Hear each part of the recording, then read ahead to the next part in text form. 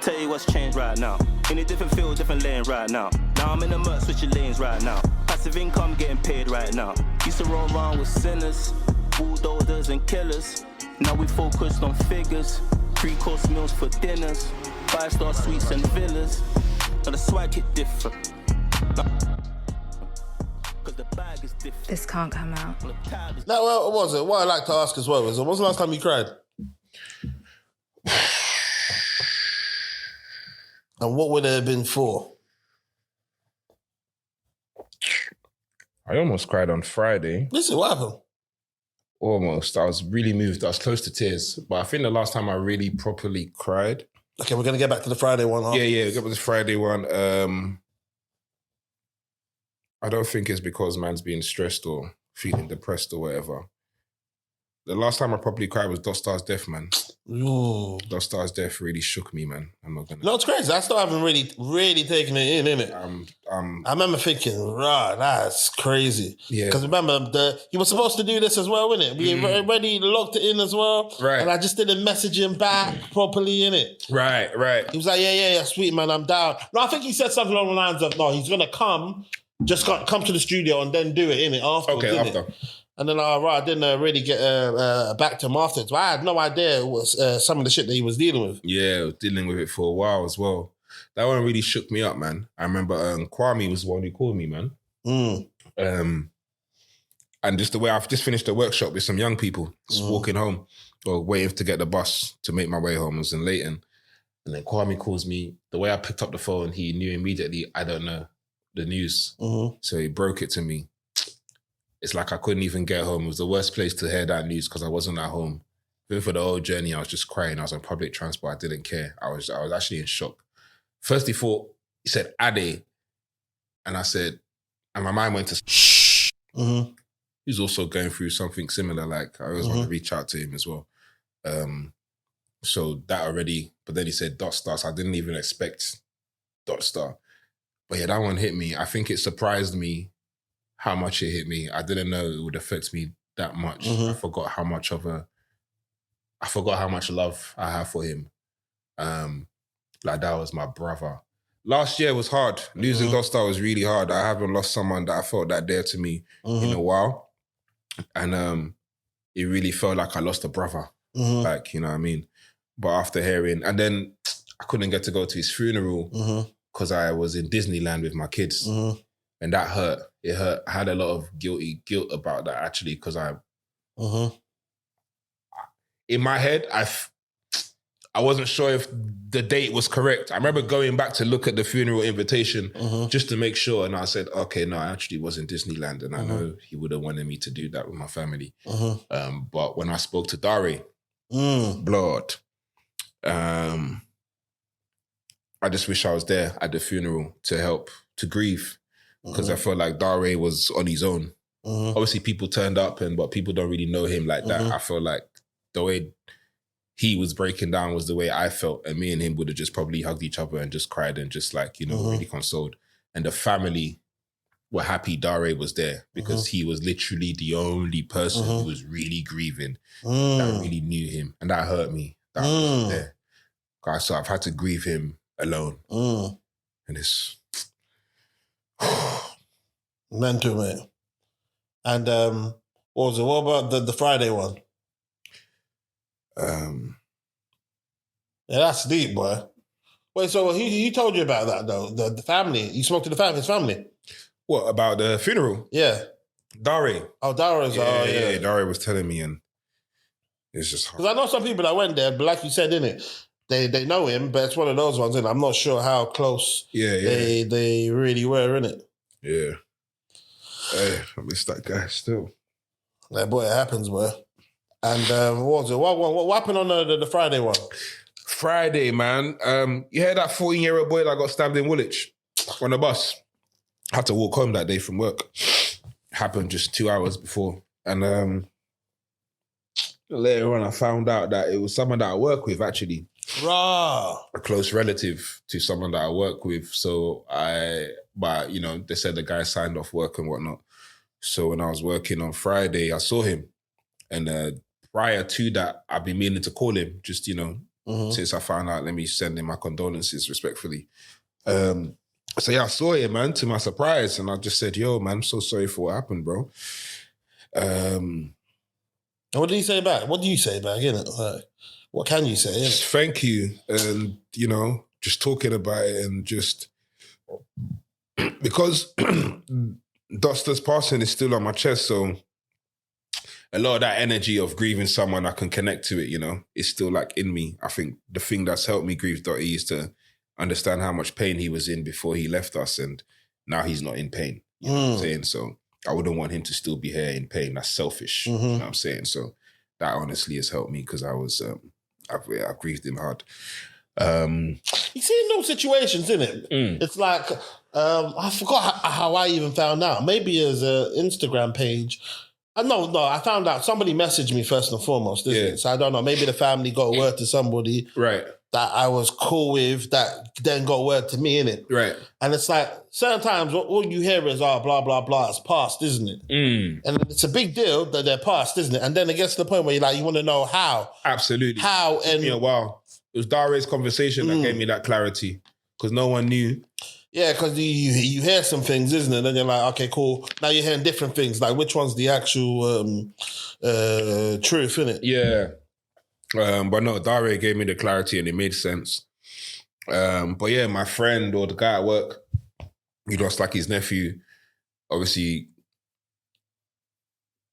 me consoling him, obviously, is going to bring up the emotions, and that was making me kind of feel teary.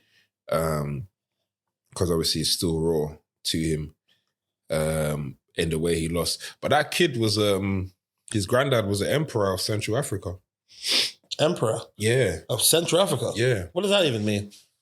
Literally what it says on the tin. But what's of Central Africa? So Yeah, not even Central a particular Republic of Africa. What, is that a country or? I know Congo is part of the Central Africa, or not part of Central Africa, but there's a Central Republic. Don't quote me, my geography is not. But it's Central Africa now. Oh, so that's the name of the actual country? Yeah. Oh, okay, cool. Republic. Because I thought he's the president of emperor of a region. Yeah, okay, yeah. No, that's it. Yeah. I see what you're saying. Let me get the. Like he's the mayor of Europe. Let's get it right. Central. Oh, man. And who was that? His granddad, you said? Yeah. Yeah, Central African Republic is that. Oh, okay. That country, right? So his granddad was the emperor, used to be an emperor. Wicked emperor, not in a good way, but in a bad way, from what I read, from what the guy was telling me.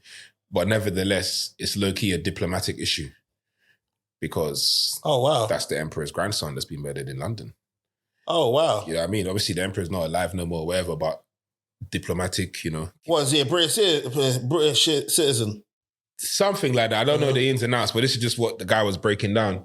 And so it's even it's even a bit deeper than just like, a stabbing in London or something like that. You know what I mean? But obviously, we wouldn't know about them talks, and I don't know what the ramifications of that are or is.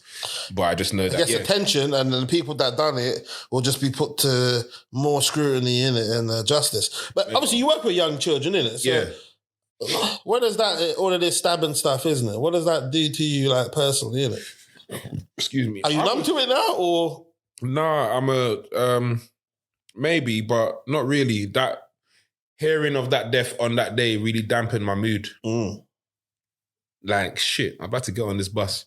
You mean that you just lost his life? I was actually angry. What's mad about that is, as soon as that happened, I even thought about you, man. Well, the you man from that region, innit? Because I'm thinking, I hear it and I'm thinking, it's like, I don't know, because it was that region, it's like, that's a bit mad, innit? No, I mean, the ends, the ends has its stuff going on. Maybe not as hot as other ends, but stuff is happening. I just felt angry. I just felt like I was not responsible, but if I was there, I felt like I would have tried to stop it. And maybe risk my own life or something. Like, I felt like I wanted to slap these boys on the head type of energy. Like, I'm an African dad. I'm a dad myself. My son's 11. This boy that died is 14. These things are my reality, raising children. Do you know how old the people that did it are? They were all age mates. The guy showed me the perpetrator's face because he knew the boy. In fact, he used to drive him and the boy that lost his life to studio. They used to be friends. Man, oh boy. So Would you slap them? Parents, get involved in your kids' life. Know their friends.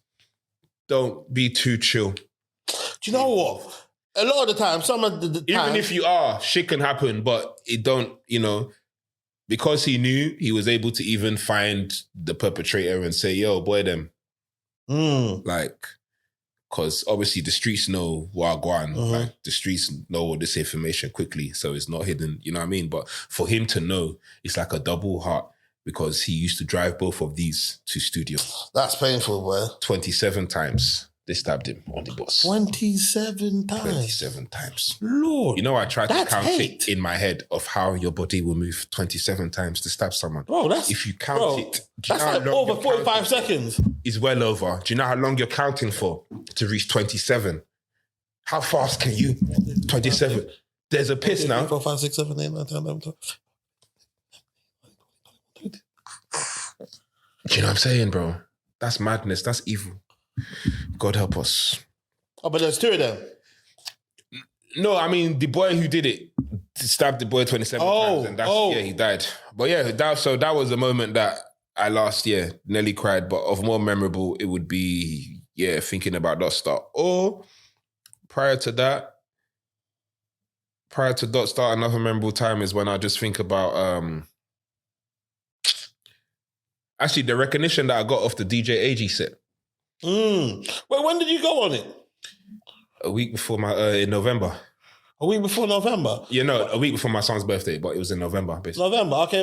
So you're one of the... Okay, so you're... maybe that's why it is then, innit? Because that's when it started getting big, innit? When did it peak? Like December times? I say it peaked when I went on it. Because that's roughly peak times, though. It's roughly peak times, and I honestly say I think it peaked when I went on it because the week that I decided I want to do this set, my spirit was like, you need to go on the show. Mm-hmm. Where did you do it? King's Cross or Brixton? King's Cross felt like the right place. Oh, yeah. I went to Brixton, but I thought Brixton would be the right energy, but King's Cross was the perfect energy. It was 2 weeks before, I said I'm going to do it. I'm working, I'm hustling, life is life, and I can't get around to doing it. But every single day since I decided I was going to do it, I saw everyone go on. I think Chipman hit there next day. Skepta and Jamie hit there next day. Oh, so no, the period of time. Yeah. That was the period. Every single day, AB had set in his mind that he was going to do it. The very next day, the big guns are coming. And I'm like, of course you might not, because anytime I say something, I'm ahead of, I'm a pioneer. I'm a pioneer by nature. So it's like, but if I chill, I can see that, the other people who have also had that wavelength for thought, they're going to be going. So it's about 2 weeks now, seen everyone doing it from that point. And I was maybe not discouraged, but I also understood that, it's a good platform as well. It's a great platform. What I have to offer is for me, and no one can bring what I bring, and no one is fans of. You can't be the fan of me is a fan of me, innit? Like those are my fans. They just have to see me to activate, and that's the beautiful thing about that platform is, as well as everyone's on the same platform. When it comes onto your feed and your social media, you're blasting that out to your fans. It don't matter what Chipmunk did or what Skepta did or what anybody else did for that matter, because why should it? You've got your audience, they've got theirs. There's overlap, but everyone's eating. So, when it eventually aligned for me to go on there, I went on there. And this year or last year, I said I was not really being out there like that. I just need to focus on just do me a bit, like focus on my ones and twos. So that was like the only musical thing I did last year, like as me stepping out. And yeah, man, I went there. Artists were there from early, like lined up. And I spoke to DJ AD 2 weeks ago, whilst he was still more accessible and had more time, he messaged back saying, yeah, pull up, man, just come. When I did pull up to where in Brixton, it was a bit too late. I read up again. I pulled up to King's Cross, perfect time. But I didn't introduce myself and say like, yo, I'm AB, man, and I don't really like doing that stuff that much sometimes. So I queue up with the artist and I get there early to make sure that I'm going to have a spot. Castillo comes on Is it? The day. How long was it? How long was the queue, the wait? I waited for 2 hours. Okay. That's long, isn't it? Yeah. I waited for 2 hours. You go to McDonald's and just get yourself a little something? No. I didn't move from the queue. Okay. Oh, wow. I'm not missing my spot. Like it was... I was in a different space of mind. Fucking, this nigga's working though, isn't he? He's working. We were there before he got there. He got there, we were there before 4. He got there just after 4 and I didn't go on. So who was the man in the queue? There was already like 10 other artists there. Okay. Like an hour before DJ AG showed up. Oh, wow. This was the early crew. I still like, we're going to get there at 3, knowing he gets there at 4. He didn't maybe reach to like 4:30. Then we now still wait until... So yeah, I think, the whole thing was like, definitely 2 hours standing, queue, no toilet, no nothing, no food. Niggas were trying to get in front of... Some niggas, they saw me and said, oh shit, that's AB. Said, what? Legend. Said, what? You have to go on there. Certain niggas were trying to budge in front of me, trying to act like they were here. I said, yo... I've been here 2 hours. Everyone knows where I am in this queue, bruv. Like, get to the fucking back, bro. Like, well, did you actually chat to them? Yeah. I said, bro, what are you doing? I've been there for 2 hours. Everyone here, the early crew can validate. We can validate each other in it because we all know who was there in it. Like everyone else, you're just chatting shit. We really were here before any of you came. I'm not having it. You think I'm here lining up for fun? I don't even know who the fuck I am. Like, what the fuck is going on? So... I jump on my good DJ AG, my thing now. Jay comes, which is Jazim comes to support, man, which was dope. Jeez, Jay. Yeah, man, big up Jay. Actually, it's nice to have support in things that you do, man. As much as you can do it on your own, and I was there on my own. It's always nice to have people who genuinely support you to be there, you know, because it gives you energy as well. And I jumped on there and did what I did, like muscle memory, boom, perform little, reel up. AG now realizes, oh, fucking hell, this is AB. Do the second song. And when I finish doing my bit, he calls me back, says, yo, TikTok, this fucking legend queued up, you know, with the other artists. Like, I have to big him up for that. Like, he didn't come and do nothing. I have to really, really respected the fact that man is just humble and just humility, because it doesn't matter if you're at the back. God will always put you at the front when it's time. Like, I can be with I liked queuing with the other artists. I don't want to see myself as what? Because I've had success and I'm AB, does that mean my skill is... No, we can put our skills still in the same room. The only difference is I've had experience, which is rightfully earned. No one can take my experience from me. So when I jump on mic, my 20 years of stage experience is going to show. It's my right for it to show. But I can still be humble and be next to you guys. And when I finished, people who I queuing up with, they knew that, oh, we were queuing with a king still. You know what I'm saying? But the king is also respectful enough to understand humble enough to be in the queue with us, in everyone else and to validate and to understand that my art form and we're all the same. I just have experience because I've been doing it for the time I've been doing it. And nobody can take that away from me. It's my right to be able to enjoy the benefit of that, of my experience, of my working. You know what I'm saying? Like, you can't blame Kobe Bryant for shooting if he's been shooting in the gym. He's been training. He's right. He's earned that. But I'm still playing basketball with you niggas. I'm just going to be a bit doper when I touch the mic. I'm just going to know what I'm doing a bit more because, you know, I can display. But I don't need to come on the vibe, or not throwing shade at my man, but, you know, come on the big artist thing of, I'm going to pull up. And it would have taken... Me doing it like that, I feel would have taken energy away from my performance.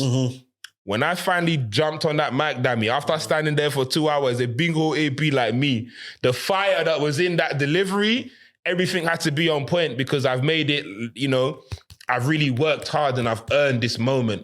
It felt like Eminem, 8 Mile, one mic. That's how it felt like. As light his palms are sweaty, knees weak, arms are heavy, this bombing on the sweater already, mom's spaghetti, and he rolled down the whole crowd.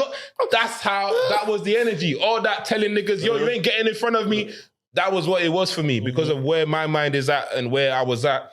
It was more than just jumping on the mic or just doing a freestyle. There was a lot going into that spiritually, and the feedback that I got, a lot of people now, thing is, I re-released Lidl on the correct platform finally, because that AG like thing went on TikTok. No, as in what I just did is like a spiritual re-release of one day I went to. Oh yeah. And it happened on TikTok, the bright platform that. And did it trickle into Spotify? Did you see? Oh yeah, I did actually. Yeah. I saw the spike. I went to the specific dates and I saw the spike.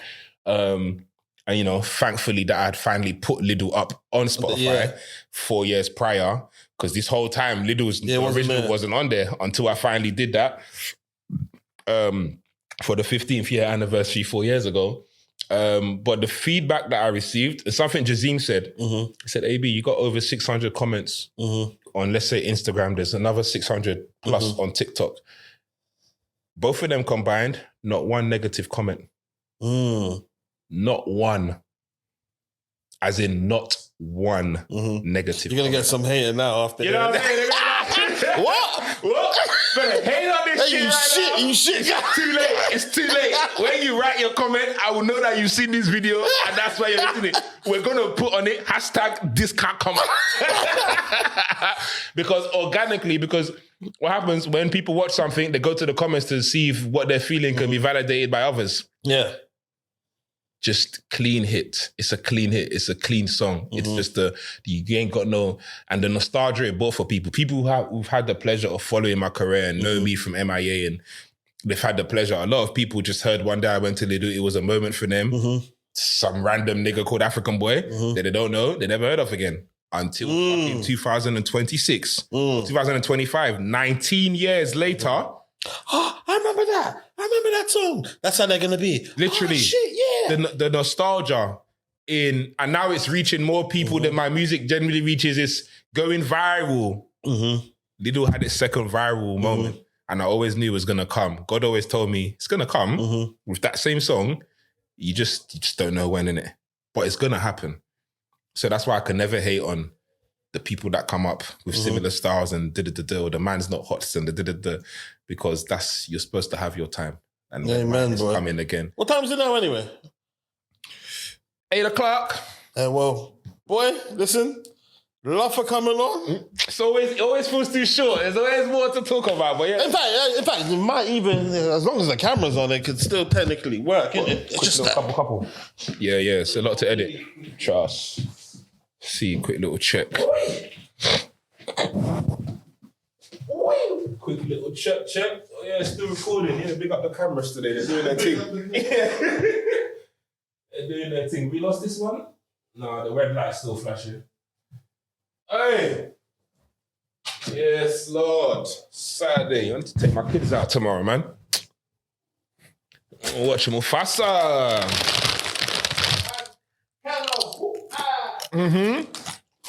Volume 1. All right, then. Let me tell you about a little trip I had, innit? Sweet. One day I was going to Lido, innit? Yeah, that throwback. Which one? No, just the nostalgia. I think it made me appreciate the gift of nostalgia. Gift of life. That's what just live real life, bro. Live life and get memories. And Trust, yeah. Like the memories energize people. So my mum got to see all the comments as well. And she was like, Shola, you're a real Agba rapper. Like Agba is like OG. But she got to see, again, I don't know if people understand the significance of we're in the age of internet. People should have been, if they wanted to hate, they could have hated now. This is November we're talking about. We're in January. Still no negative comments. My parents have watched that shit. My mum, who's known my career, but I think she further deeped it again, like, fucking hell, man. This has always been your song, innit? She read everyone's comments. I'm her son. Your mum's going to read every comment. She's going to be smiling from wow. Bro, she prayed. She was so grateful. She was like, wow, man. Look at all the wonderful things people were saying that your music has done for them. Like, whose page was it on? My page. Oh, okay, I posted it on my page. Well, she saw it or sent a link. And then it was on my Insta, obviously, because when AG posted it, we'll do a collaboration. Perfect. It was perfect, lovely. But yeah, my mom was just like, yo, man, shit. Like, look at all the comments, man. Like, people saying you made their childhood. Like, you know what I mean? These are people's words, not mine. So that moment was really good for me because people just don't know what man's been going through. What have you been going through? Life. Come on, man. Let's talk about it, man. It's hard to quantify it, man. There's so much things happening. There's so many different things. If we can just say life has been life in is the most easiest way to put it. Like, I don't want to wash all my dirty laundry with aerial laundry. So, but I cannot quantify it in the best way. I think when you've been going through certain situations that you're getting to where you want to get to, you're in that building stage. And sometimes it can feel like you're really fighting to to maintain and to protect what makes you you. You don't want the world to break that. You don't want the job that you're doing, this quick side hustle job to break you, or to, you know, because your creative energy and your soul and your essence and your spark is something to be protected. Like the world can unspark that from you if you are not careful. Yeah, facts. You know, and life becomes too routine, and then you find yourself doing some shit you don't really want to be doing before you know it. And that's why certain times it's nice to always have your... It's funny that therapy will help you as well, innit? Because I remember recently, I literally... And my therapist told me something, and it's literally helped me navigate through my return to work. Bro, just remember, this is all financial. It's what you're doing this for is for financial reasons. Yeah. So don't... The other things that can piss you off about it, boom. Just know you've got a bigger purpose. This is strictly financial, isn't it? And allow that to... And that's been helping me, innit, recently. That's been helping me too. Even when I quit my job or they tried to fire me for some bullshit, then I called my manager and I said, are you guys fucking crazy? What kind of shit is that? And then they said, oh, you know what? You're right. We'll give you your job back.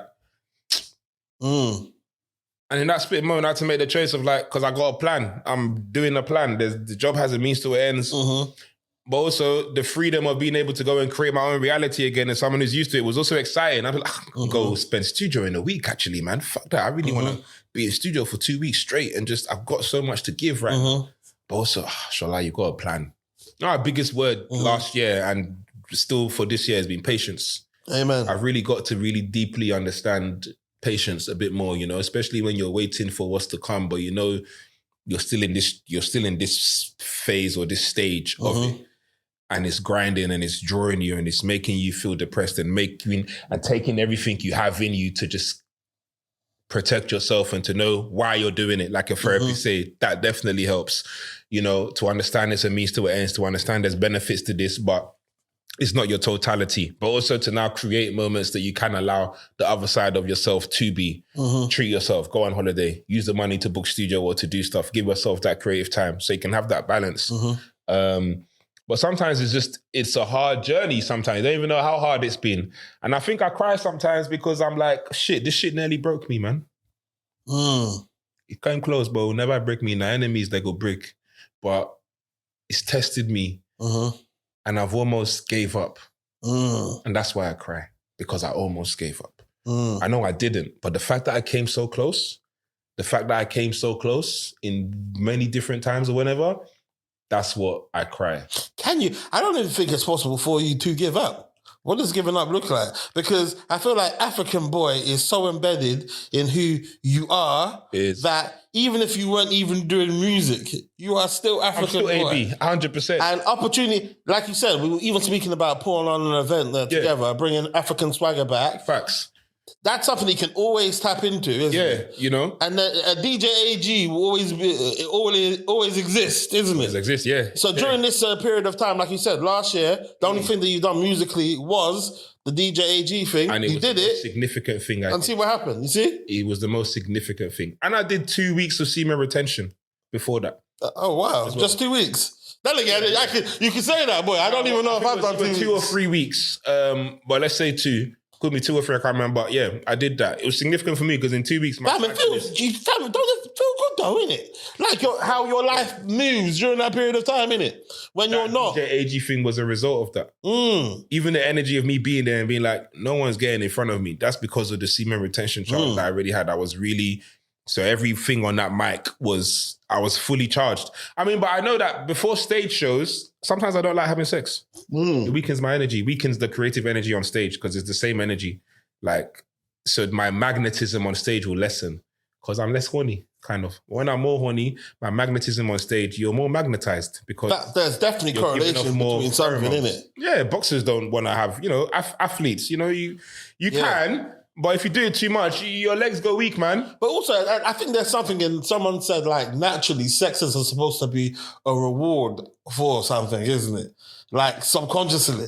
So it's like, when you do it and you bust your nut, you've essentially, it's like, oh, you've completed, well done. Yeah. And that's what, after the AG thing and me practicing the retention, because it was very intentional. And I just loved how everything panned out. It was only in retrospective that I was like, oh shit, I think because of my semen retention, that gave me the drive to be like, I'm going to persevere and do this AG thing. Because low-key, I was getting disheartened because everyone had now been doing it.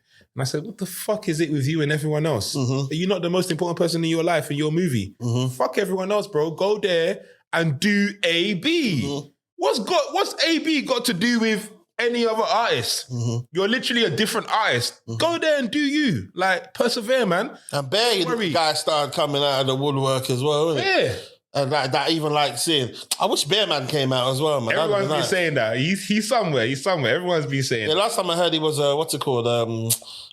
Travel agent. No, travel agent? What was it? Estate agent? Okay. Yeah, making his money. Yeah, he was an estate agent. Fam, that used to be my favourite MC. Same, man. Same. Bearman was hard, man. Lioness's sister, or brother, I should say. Well, you know his brother? You know his sister? Lioness. No way. Brother and sister. Lioness, Bearman. Fuck off. Think about their faces, you see that they look alike. Lioness and Bearman are family. Are brother and sister. Brother and fucking sister. How do you know this for a fact? I know it for a fact. Everyone knows it for a fact. Everyone does not know this for a fact. It's a fact, though. What? It's a fact. It's a solid fact. Oh my God. Yeah. Fucking hell. Trust. Fucking hell, man. Big up Lioness as well, man. Big up Lioness each and every time, man. It's my sister still. But yeah, man, I think the recognition really soothed me because, you know, when you think about, because I know how hard I've worked and I've believed in what I do. I've gone through relationships, marriage, you know, still carrying this thing that I like. Life, you know, it's been testing and you love it. You know, it's a part of you like everyone sees. But it's a grind. No one doesn't see the, you know, the failures and the this and that. So having that moment of recognition, I remember, I guess God letting me know that, you know, what's an award? What's a Grammy? Is it not recognition in a solidified form? It's just another form of recognition.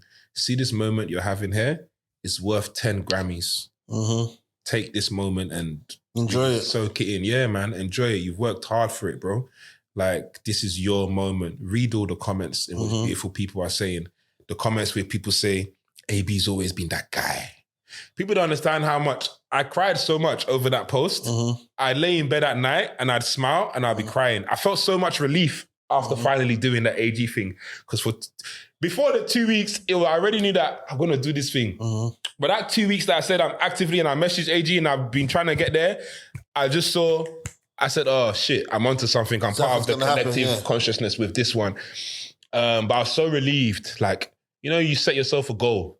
And it's funny, I've been doing semen retention for about 2 weeks. I think it was like either 2 or 3 weeks. So actually, and it took me 2 weeks for messaging AG to do it. So I really just focused that energy and was like, I'm going to make this happen, bro. And then I had sex that weekend. And that was the thank you. And it really did feel like what we were just speaking about earlier as the reward. I don't necessarily believe it's just a reward, but in that moment of the abstinence of having a goal that I wanted to do, of achieving that goal, now being able to cool off with my girl and, you know what I mean? And release, that felt really perfect. It felt like the right order. How did your girl feel about you not doing caning previously? It was calm. Probably just ducked her out or something. Like, you know, I'm focusing. Like, you know, if you don't care about me harnessing my energy, then what can I do for you? That means I need to get rid of you because you're not going to be the woman for me. Like, my sexual energy is life energy. It's all our life energy, you know. That's our most important bank, you know. Like, that's the most important bank because money with no energy, no potency, ain't really going to do you good, man. Ain't really going to feel good. Poor niggas with no money and big potency will be, you know, making sure your missus ticking over, man. You don't want that. So, yeah, that felt good in that order, man. Like, to really do that. And I know what it does to me to achieve thing. It helped me to achieve my goal, man. And look at that, how big that goal was, how significant that moment was. I know the semen retention really played a part in just even my energy levels of spitting the bars. People who went on before me, you know, AG was saying stuff like, come on, man, come here and perform. Like, you know, bring energy. In my head, I'm smirking to myself like, wait till I fucking touch that mic. Watch. Just wait. I will show you lot, everyone behind me, what he's been asking AG's been asking for.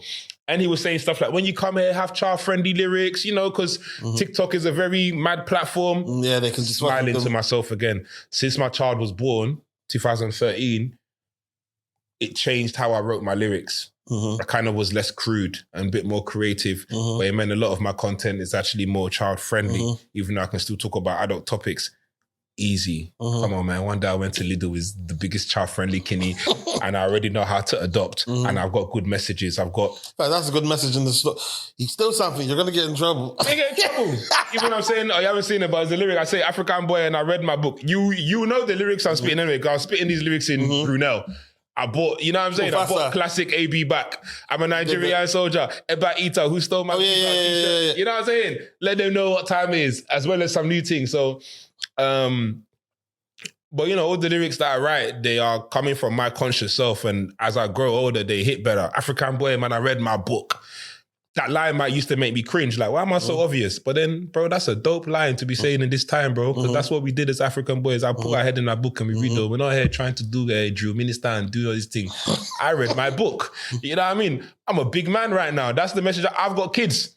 It makes sense. People love that message now. Because and plus it was different as well, wasn't it? It was different. Yeah. And I think now in retrospective, people can see like, fuck, man, this is what this guy was on. Like, we can get it now. You know what I mean? It was just, you know, so that moment for me was dope, man. The recognition, it helped to heal a lot of things and give encouragement and just a reminder of my greatness, man.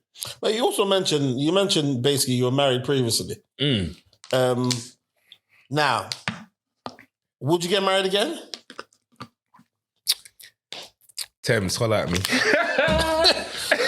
Hey, fam, I would marry her as well, to be fair. If I get married, a lot of people would.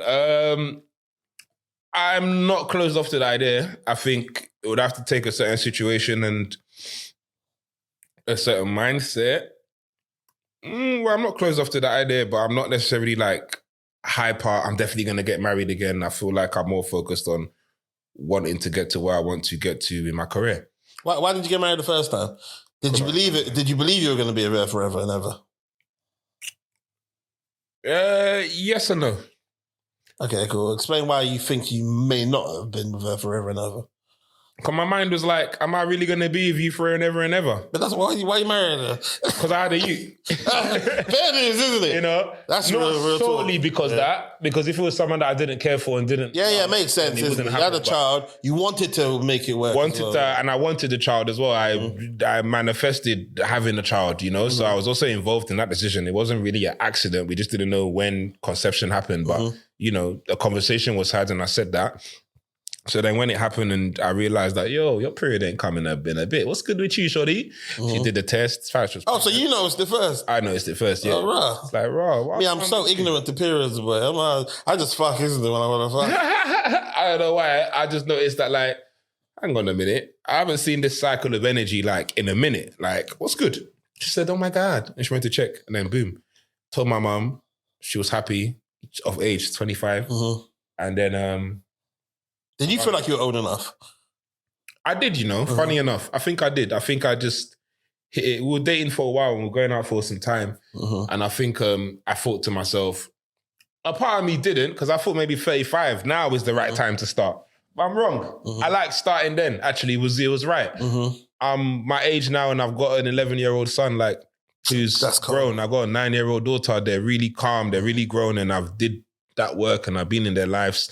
And the energy levels of when you're younger is good, actually. Yeah, facts, boy. For when you're raising Imagine chasing a 5-year-old at fucking 40. Forget even chasing, putting them in and out of car seat at awkward angles. Your lower back. Picking them in and out of cots. You can see I've really been in the parenthood trap. Those are the ones that I think my back was brother.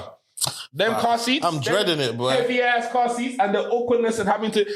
It's good with the energy levels of when you're young, but obviously we do what we need to do and it's not, you know. So I used to think, I thought I was at the right age, to be honest. I thought like, you know what, I'm calm. I would have thought maybe a bit later, but in that moment, clearly I thought, all right, you know what, I'm a big man actually. Like, I can do this thing. My mum can't chat shit in it. Like, you know what I'm saying? I think it was one of them ones realizing that, you're a big man, you know? And I told her she was happy, but she said, hey, can't lie. But your dad got me pregnant still. We had to marry still. You know it's like, yeah. Like, you know, I can't lie, man. You ain't doing this baby mom thing, man, you know? But luckily for me, I loved her and she was already my woman. So it was just a natural choice. Like, okay, cool, bet. Let's do this thing. and you have your own protection that comes with that anyway as a father, you know, maybe you split up and stuff. It's good to, you know, have that, your name's on there, your children's birth certificate and all this. Not to say that's the only way that can happen, but it just allows some protection on both sides. But also it's beautiful. You want your children to have your name and come from a, you know, I wouldn't want to have children outside of a healthy home. I wouldn't want to do that out of choice. I honestly wouldn't. I'd want to do it in a home. I would want to do it in stability, you know. Well, yeah. So, yeah, man. Got married. She was 6 months pregnant by the time we got married. Yeah, bruv. That was that still. So what do you reckon the breakdown of the marriage was, you reckon? The breakdown of the marriage was, well, I guess the camel that broke the straw's back was infidelity on my part. But it's funny, yeah? Anyway, when niggas use infidelity, it's like, do you think infidelity is a better word than cheating? Oh, you can use cheating. It's just choice of vocabulary. You know what I'm saying? It's choice of vocabulary. It sounds softer. You know what it is? I like infidelity because it implies like cheating is just like, it's obvious, like, okay, cheating. Infidelity maybe implies, I wouldn't say multiple times, but it a pattern. The energy. It implies like a mood or something, you know what I mean? But yeah, that's what broke the camel's back. But I wouldn't say that was the essence of why the relationship. What broke your back or hers? Because, and how does it even work when someone wants a divorce? Is it a case of I want to divorce you, or her back? But we was already going through stuff such as like, I guess just stuff you're gonna go through when you're maybe a young African and married. Yeah, like what? Let us know. Postnatal depression. Oh, right? Okay. So that was one where, you know, your woman's, you know, after they've had the baby, postnatal, they go through depression. And this manifested in my ex-wife as her feeling like she didn't want to be in this country no more. She wanted to be in Jamaica, which I went to Jamaica for like 3 months to try and make that a reality, and I had to come back to England. And shortly after that, we got divorced. Is she still in Jamaica? No. Oh, okay. That wasn't really going to work because I don't want my kids to live in backyard. Yeah, I want my kids to be where I am. So it was a lot of tensions going through that. And I was, you know, you're trying to make things work, but you also got to be honest and real to yourself. So that was difficult times. But yeah, you had 2 children together, wasn't it? Yeah. So when did which postnatal depression was it? After the second child? It's a good question. I think she had it both during both children. But that first one, you still managed to get enough. We still managed to get through it because you know their hormones are changing and everything. And I think the second one was a bit more. That shit's real, boy. No, it's really real, man. And I really tried to support. I'm not saying that is the reason we broke up, but I'm saying the issues that arose during that were contributing, and I think it was just like adapting to being young parents to, you know, because as soon as children go into it, your relationship dynamics change. It's not just your woman now. That's your children's mum. She has to prioritize that. And sometimes you may want her to have energy for you or come home in your house, not messy, but, you know, she's dealing with the kids all day. So you got to come home and sort shit out and make dinner. And, you know, you just got to balance. And I think all these things that I'm a bit more mature to understand now if I was to go into another relationship because of my previous experiences. But I think, yeah, maybe a number of different things that I maybe can't really quantify, but I know maybe we weren't as fully happy as maybe we wanted to be. Other times were beautiful and they worked great. But at some point, a nigga went to cheat because I felt like I was maybe missing. How'd you get caught? I didn't. I just told the truth. Oh my God. Lord. Why would you tell the truth? Because if I didn't... You know what? Let me tell you something, yeah? You know what telling the truth means? Telling the truth means... I know what you're going to say. Yeah, it means I want to do this again and I'm sick and tired of feeling you and that. What telling the truth means, if you're a guy that cheats and you tell your girl, that as in like nothing has come out from it, the reason you told her is because you know you're going to do this again, innit? So that's why you're telling her. If you're actively sorry and you don't want to do that thing again, you'll just lie and keep it. And yeah, the only reason you're telling her is because you want to pass to continue doing this. Because there's no reason to tell her. In theory. Pass. Huh? I said you want to pass. Yeah, that's what you're telling. If you tell someone, it's because it's like smoking. I remember when Isaac started smoking weed, innit? Mm-hmm. His mum hates weed consumption. Mm-hmm. And then basically it got to the point where... Big up auntie. Love you, auntie. Fam, it got to the point where he's sick and tired of having to go outside. And what he really wants is to smoke inside of the house. Right. It's very, isn't it? He's sick and tired of lying to her. So I remember when he told me, listen, I'm going to tell my mum. No. No, it's the weed that's making you to tell your mum. Yeah. Are you okay? Yeah. And it's one of those ones. The reason why you want to admit it is because you're sick and tired of lying. You're sick and tired of lying about it. And you want to be able to, you want to be able to feel good and do it this time, innit? I'd agree and disagree. Mm-hmm. I definitely agree to some of the aspects, but it depends, actually. I think in my situation, mind you, FYI, when I was married, this might sound mad because it's like, I guess not, anyway, I've did my deeds, so I don't care about anyone's judgment. But, like, what the fuck? Take that one up with God. I tried earnestly and was quite faithful in majority part of my marriage. And man them will remind me of the stuff I will be telling them. Mm-hmm. Even remind me of the shit I will be saying when man them are asking me, because obviously everyone knows AB gets around with the ladies. So it's like, damn nigga, you married? Like, what's good, man? Man them be like, no, seriously, AB though, man. Like, how you doing this? Because I was like, bro, I'm in London, I'm AB. Who the fuck am I going to be cheating with anyway? Like, I'm known. Where? In what club? In London? No. So, but yeah, they used to remind me of stuff where I used to stay. But why did I say it? I think that's the first thing the man them asked me. I remember Kwame saying it's because he didn't want to be married no more. And I'm like, maybe yes or no. I think for me, it was the realization of like, I'm struggling with this thing, yeah? Mm-hmm. I'm a man. I'm a human being. I'm a child of God, just as much as you are. Mm-hmm. I'm like 25 years old. Me and you have just started, even how me and you started fucking, we were just like fuck buddies fucking, like we linked and we fucked. Mm-hmm. We both know how our sexual energy is, what got us into the position that we're now feeling, but it's not like we've dealt and realized certain things. So in my head, I was struggling. She had a dream, because I was back in London now, yeah?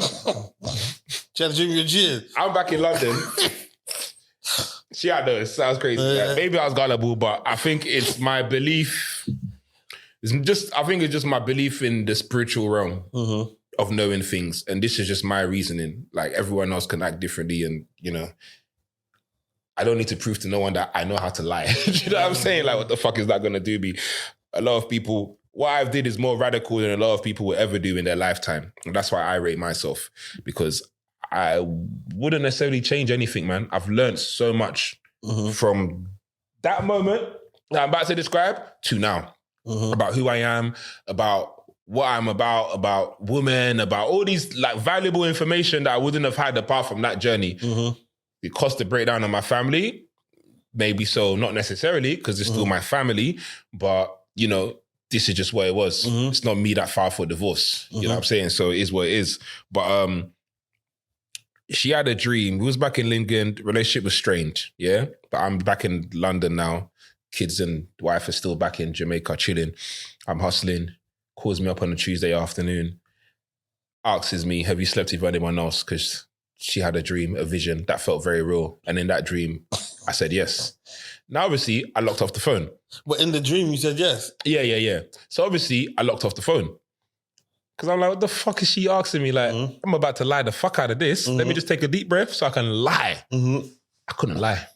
Oh, wow. I couldn't lie. And what did she say when you told her, yeah? I couldn't lie. I had to call back within a certain amount of time. You know what I'm saying? Because it's like, the omission of calling back is like, you did it, innit? So it's like, fuck. But it's like the ancestors wouldn't let me lie. Honestly, man, that's how I recall it. I tried. Does everyone think I'm stupid or something? You said no. Is everybody, even my mom said, you say no. I'm joking. Even my mom said, you say no, my son. Wisdom. You dey craze me for woman. I'm going to tell a woman the truth like that too. So don't be like, no wise like that. But also I knew like, I am probably would have done it again. Yeah, that's why. eventually you're going to find out, because one thing I do know about women is, and intuition is, they're going to find out sooner or later. And plus, if they got intuition, they might be looking. And if you're looking and it's happened, then you're going to find out. That's the reason, bro. Because the conviction in her, I knew that, and she was... And you know you're guilty as well. So. And you know you're guilty as well. She almost was like begging me to be like, please, like, if you done it, just let me know, because like, this is actually driving me a bit mad right now. Was it manipulation? Was it this? I don't know. I'll go back and ask her. But you can't... Well, when you're guilty of cheating, you can't say the person manipulated you into telling the truth. Well, I guess you can, innit? But that's a fair point. You know? Okay, cool. Yeah, you manipulated me into telling the truth. You know, but yeah. Because, you know, women can manipulate to get the truth out. Yeah. But, you know, it's a bit of both. But it doesn't mean, you know, who's worse than You know, let's leave it as that. We're not even trying to say anybody's better than the other, chat. But I just knew that if I said no, how her mind is and how she's going to keep looking. And in that keep looking, there's never going to be no rest. And if I maybe love her, have any inch of loving, or maybe my thinking was faulty, let me just be honest, innit? So what happened after? Because also, I wasn't totally happy either. You get it? Like, this is the other point. Which is why you were doing what you were doing. Yeah, but it wasn't even mad like that. It was like one-offs. Just one-offs. One situation got a bit out of hand. So what do you mean? Condom broke. Oh, wow. Got the phone call. So you did bareback one time? Accidentally. Oh, accidental bareback? Yeah, condom broke. Okay. Got the phone call. Scared? No one understands the work of God. Hello, Diary Jury. But that was, it was a scare, you know, and it had to be... How scary? How scary was this again? It was Halloween. It was Halloween. Yo, that's mental. Pregnancy entered the chat now. Wow. And did she find out about it? I told her later on. Oh, wow. Later on, when we've been divorced and everything, I said, you know what? I can't lie, you know, something mad happened during that time. And she almost crashed the car. She was in so much shock. But then she told me something mad as well. What did she tell you? 1 second. What did she tell you? Ladies and gentlemen, this part of the conversation is too spicy to come out. But yeah, man, I just knew that if I didn't say yes, my energy of saying no, she would have just kept searching anyway. I couldn't have the courage to say no for whatever fucking weird ass reason. And also, I just was like, I'll just be honest, like, I'm a human, man. I'm struggling with this shit, B. And I've been trying to have conversation. Like, you're my woman for life, right? We need to have an honest conversation about, like, you know, how I'm going to keep my sexual attraction to you, or we're not even having regular sex. We've got children now. Energy's changing. Me and her are a bit at loggerheads because I'm not giving I'm not giving her what she wants for her to give me what I want. And we never quite understood each other yet. Like, she was the type of person that she needs everything to be settled and feel nice for her to be in a mood, which may require me to be doing housework or to help her with kids and But I may want something from her to feel nice before I even feel like I'm in the mood. Not to do household chores, but maybe to take her on a date. I'm grinding. I ain't even in that state of mind, and you're not even giving me any kind of womanly gesture to make me think, let me take your ass out on a date. But this is younger thinking, do you know what I'm saying? But these were the things that play through our later conversations that I realized that were, you know, causing that wedge. And I just honestly said, like, let me just be honest in it, because I'm struggling with this, man. And this is, don't people like... It's interesting. Whenever I tell this story, there's always like a line between people saying, no, just lie to the death and protect them from that shit, which I half agree with as well as a man. Come on, like, you know, but or I'm a bit radical and I'll try radical things that most people won't. Tell the hardcore truth. Yeah, but certain times it's like, it's like, there's telling the truth and there's telling the truth because, like, why are you telling the truth? Are you telling the truth because you want to break up? You know what I'm saying, innit? But that's the question Kwame asked me. And obviously in this situation, I've been asked the question, so it's not like I'm coming forthright out with the truth. We'll put that there. In other situations, that has been the case, which has been after. Because also I got tired of like, after marriage, I just decided if I'm with someone and we're not together, I'm just letting you know this is what I'm on. I'm with other people. Like I'm I don't want to be called a cheater or whatever. Let me just not enter situation. Let everybody open their eye. This is what I'm on. Like, move accordingly. Radical transparency. Honesty is when you're asked to be honest. Transparency is, this is it. This is Let me just be transparent. I like transparency. And plus, it's more peaceful, man. It's more peaceful, man. Just be who you are. Yeah. And I wanted to reach that place of transparency because I thought, is it really fair for you lot to expect me that I'm never going to sleep with anyone else in my life again? I'm struggling with this, man. Let's talk about it. Because I'm a human being as well, man. I've got a soul. I deserve to be heard and for my feelings to be fucking validated, man. Yeah. Let's talk about it. Maybe that setting wasn't the right place or the right instance. It had already, kinny. But, yeah, man. As soon as I said, yeah, that's it, man. We entered that. We broke up. And then the healing started. And then I got to, walk through. But, no one really wants their family to break up like that. How's your relationship now? It's all right. Okay. It's calm. Like, we're co-parenting, How do your children react when you're together? Do they love it? Are they like, oh my God, mum and daddy in the same place? Yeah, my daughter will be like looking at me and doing this. She raising her eyebrow like... Such a little mischievous. Hey, she's got banter, boy. She's got banter. You know what? She loves love, Yeah, that's a vibe. And because we broke up not too long after she was born, she never really got to see the full extent of her mum and dad together in love. And that kind of hurts me a bit because it's good for your children to see that, man, boys and girls, for them to see love and how that looks like relationship between their mum and dad. But that's why I took them Disneyland last year. And I said, we're going to do a family holiday. Paid for what was it, She came. She came. We did a family holiday. Like that's proper. a vibe. Ladies and gentlemen, this part of the conversation is too spicy to come out. I tried two of the different ones. So the Viagra, I don't like Viagra. It's like, it's too much science. Like, it's 4 hours window. You got to watch what foods you eat to make it work. And then when the boner comes, it felt like a ghost boner. I know what you mean. It's hard. It's hard, but is it even on me? You don't feel weird. Like, it don't feel warm. I haven't used Viagra yet. I can't wait to use it. I know I had friends who'd use it for time, but I just like, I don't. Is it a blue pill? Huh? Is it a blue pill? Yeah, it's a blue one.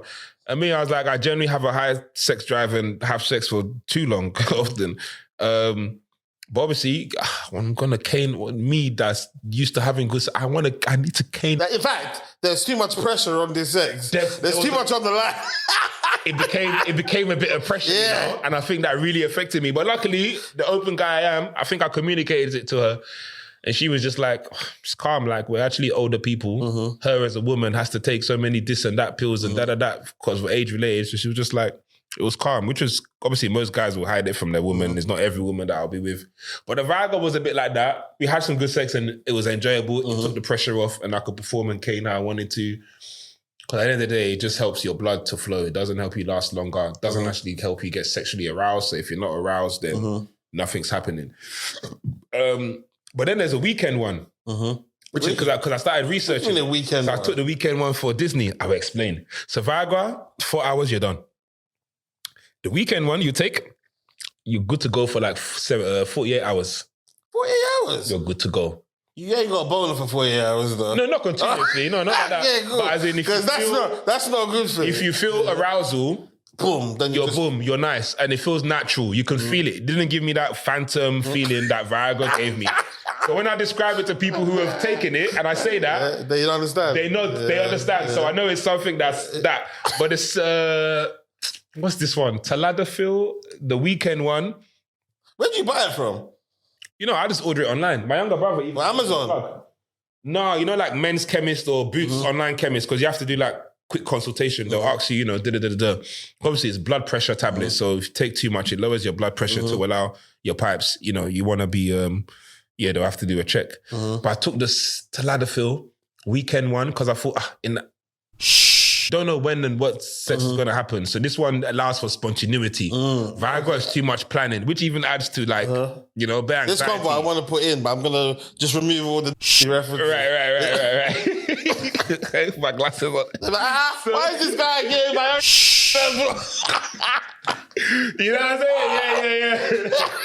Yeah. Everybody wants a happy ending, man. She. Oh, Lord. So for that trip, I did research and I wanted the weekend one because it allowed for spontaneity. The tadalafil was beautiful. You took it and it's in your system. So you can just cane as much as you want that day. The next day is still in your system. You don't have to worry about no 4 hours. Don't have to worry about what you eat. My erections, it feels very natural actually. So it just feels like something that's aiding your blood to flow more naturally. Getting a bit older, blood flow, you know, all these kind of, I ain't 21, you know, respect man's age. I like that one. The tadalafil was good actually. Yeah. It was really good. Just, it was calm. And it just, once you take it, you're just normal. You're just normal. You're how you want to be. You have sex when you want to have it. You relax. Like from Friday to Sunday, you'll be nice. Maybe Sunday evening, you might start taper off depending on how severe your whatever is. But that was calm, man. But that was something that I was like, shit, I was stressed, man. It's my first time taking these pills because of the stress. What, you got bare left over in your yard? Or was it? I do, you know, so my younger brother now, because I became more open and telling people about my experience. Wait, you got a younger brother? Oh, yeah, you do? Yeah, I got 3 younger brothers. What? From your mum? I got 4, actually. 3 from my mum and 1 from my dad. What? Wait, how old are they? Koinde is 30, 29. Feremi is 18. Belumi is like 15. And Abdul Malik is like 4. Yeah. Fucking hell, man. Yeah. Real OG. But I've spoken to Koinde, who's going to graduate as a medical doctor this summer. So chatting, and he tells me, he said, what? I've been banging out these pills, bro. What's good? And he started talking, having good, you know, nice conversation. It's good that he's a doctor as well. So actually, some conversations I can have. Yeah, you know, just speaking, man. He said, yo, man, I'm telling you, to trading experiences. Then he gave me a website, Men's Chem, because I said I'm using Boots, quite pricey stuff. He said, what? Check out Men's Chem, discounted. And I checked it. I ordered like 8 boxes. Wow. And they said, yeah, it was cheap. And I got the maximum strength one, 20 mg. Haven't they got like an expiry date? I haven't checked. That's a good question. I haven't checked tonight. Funny enough, I remember in my yard right now, there's Indomie. I assumed Indomie lasts forever, boy.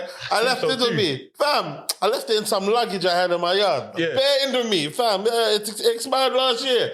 Nah, we can still eat that, man. I ain't eating that, man. I'm not eating that, man. I would eat that. I'm not eating that, man.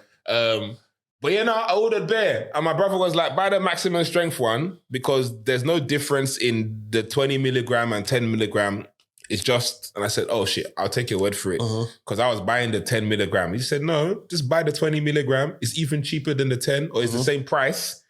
But you're getting double the strength because you want to use 10. So in every pill, you're actually using 2 and the pill cutter. But sometimes it's useful. I would use it like if I'm feeling tired, a bit fatigued.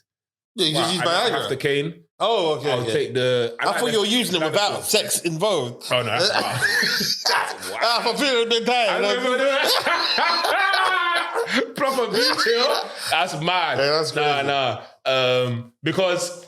you be in the gym and you look at bum and your dick is getting warm. Oh my God. So you don't, yeah. Well, and is it noticeable? I remember one time, I think I had it in my system still and I was in the gym and I was like, yo, big man, chill. It's awkward, you know? Anytime I have a boner in the gym like that, like, big man, the blood is supposed to be going to the muscles, the wrong muscle. But yeah, no, you know what? It's been a little help, I think, to take off the stress. But then I started...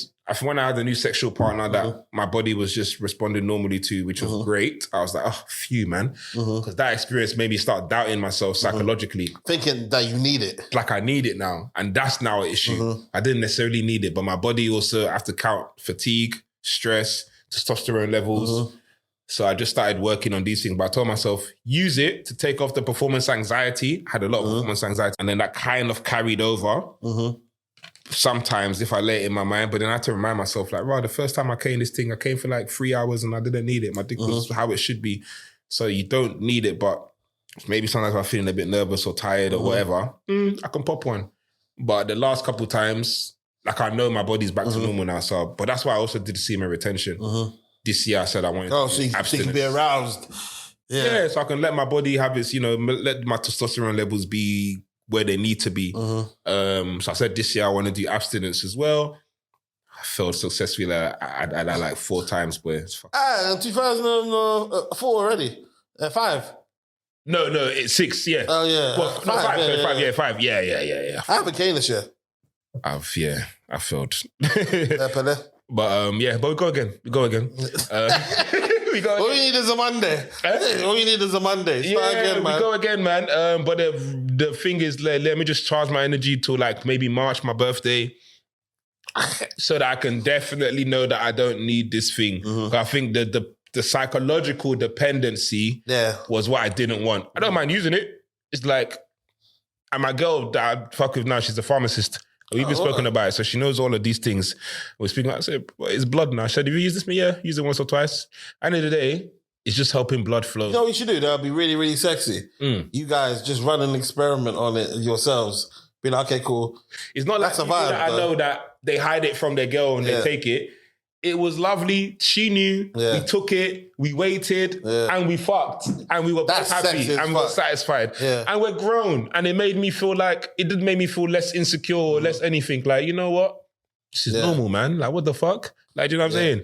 And then she can be like, you know what? I prefer that pill over there. I feel as though something like that. You didn't the tell pill her. Doesn't make you attracted to somebody. You have to be attracted. You have to be aroused yourself. Like, you can take Viagra. If you're not genuinely aroused, then nothing happens. Because that's the signal that sends the blood to there. The Viagra is just clearing your pipes, so the blood is flowing as we want it to flow. It ain't gonna help you last longer. This guy, you're a Viagra specialist in that. I've used it once or twice, but not Viagra though. I used Viagra for like maybe 1 packet worth. And then I realized I prefer the Tlandafil because it runs out. Chew it. And then afterwards, you know what I mean? Like, where's your dick gone? It was good. But you see the Phantom one? You see the one that gives you the... If you was to take that one and go, Jim, is it possible that you can have a boner and you don't even know it? No, you would know, innit? Because you're going to have a boner, but the boner would... It doesn't feel like your dick. It could just be there. It could be annoying. It can be like that. I swear it could be. Once it kicks off, the blood is flowing good, bro. So it's just there. And you're just like, this is unnecessary. This is unnecessary. I like the Tlandafil. It's like, it just feels natural. There's literally, you don't feel anything. You just feel natural. Your dick is like, oh shit, I remember when you were like this, my nigga. You know what I'm saying? And sometimes, certain nights you want to give them that extra something. But yeah, I think my main thing was not to build a dependency on it, especially when I realized that I don't need it like that, and just the mental psychology of it. Sometimes if I'm in my head too much with the performance anxiety, maybe my thing is soft and shorty's trying to suck me off, but in my head I'm focusing on that. And I say, brother, relax. Let her work for your dick to get hard. Don't you know it's a reflection of her work, not how you feel. Fam, this is interesting because this shouldn't be on for this long, but it's I know, it's quite what is that? It's like, let the woman work hard for your erection, man. It's not, you know how much women just be doing shakara. What do they fucking really do in bed? What do they really do? Well, no, but what do they really do? They receive. They're receivers. We're the one who has to leg cock up. Am I thrusting right? Doing this. Some girls work, though. Some girls work, but it's few and far between. You know what I mean? Even if you're just on all fours and you're doing doggy, are you not just pushing your body backwards? Don't you know what my hip flexor needs to deal with? You know what my hamstring? It could have been leg day that day. When I did arms that day and a missionary and my arms are cramping. Even when you're on the bottom, you're thrusting up. My abs is going mad. It's crazy. So it's like, yeah, man. Let her work. Let it work. Let her work. And that's what I told myself, bro, relax. Old school. Let them work. Because when they see your dick is not there, we often think, or if you're in that mind, what's wrong with me? But they're thinking, what's wrong with me? Why am I not arousing them? Yeah, exactly. Why am I not, stay in that energy. You know what I'm saying? Let them suck your dick how you want it to be sucked. Yeah, take the pressure off yourself because they put it on them. Don't think that it's on you, and that's what helps. And then she'll start doing some things. She will start resonating with it properly, and then the dick will respond properly because my dick knows when you really want to be with me. Make it happen then. I don't need to be. I'm a little horny little fuck. Easy for you like that, you know? Yeah. Because then if I keep using that thing, it's like you're not really doing. You're not working. You're not working for it. It won't help you get sexier as well. No, you wouldn't know how to maneuver. Yeah, you're already thinking this is it. You know what I'm saying? So I'm happy that I really had to work on that one because I was like, hey, it's done. The psychological dependency was That's a vibe anyway. Well That done. bit was becoming a bit of a fuckery. But anyway, you might as well stay down. Yeah. Let me even build my African boy, lovely having you on. Oh, yeah, shit. I'm Brother. saying, man, it's always been a pleasure, and I'm saying, Facts. obviously, bear this won't come out. Yeah.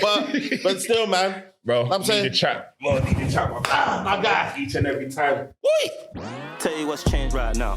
In a different field, different lane right now. Now I'm in the Immerse, switching lanes right now. Passive income getting paid right now. Used to roll around with sinners, bulldozers and killers. Now we focused on figures. 3-course meals for dinners. 5-star suites and villas. Now the swag hit different.